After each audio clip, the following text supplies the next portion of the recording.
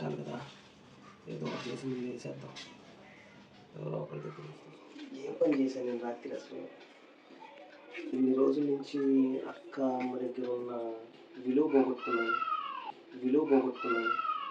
తాగుడంటే ఇలా విలువ పోగొట్టుకోవడం అని నాకు అర్థం కాక రాత్రి డబ్బు కనపడగానే నేను ఏదో ఎంజాయ్ మూడ్లోకి వెళ్ళిపోయి ఎంజాయ్ చేద్దాం అన్నట్టుగా ఇచ్చేసాను. ఏంటి ఎంత తప్పుడు పని చేశాను నేను రాత్రి. అసలు ఎలా అనుకున్నాను నేను, నాకే అర్థం కావట్లేదు. నా మీద నాకే అసహ్యం వేస్తుంది ఇలా చేసినందుకు. అక్క దగ్గర అమ్మ దగ్గర నా పరువు ఉంటుందా? ఏదో రాత్రి అమ్మని తిట్టాను, పొద్దున అమ్మని తిట్టాను అని చెప్పేసి ఆమె బాధపడతా ఉంది. అలాంటిది ఇంకా అక్క ఫీజు డబ్బుల కోసం ఎంత బాధపడుతుందో పాపం. నాకేం అర్థం కావట్లేదు ఏం చేయాలో. ఏదో ఒకటి చేసి ముందు అక్కకి డబ్బులు అందించాలి. కంపల్సరీగా ముందు ఏదో ఒకటి చేసి అక్కకి డబ్బులు అందించాలి. వాళ్ళు ఏదైనా కానీ ఎవరికైనా ఫోన్ చేసి ఏదో ఒకటి చేసి ముందు అక్కకి డబ్బులు అందించాలి. ఇదే నేను చేయాల్సింది. ఓకే, జాగ్రత్త.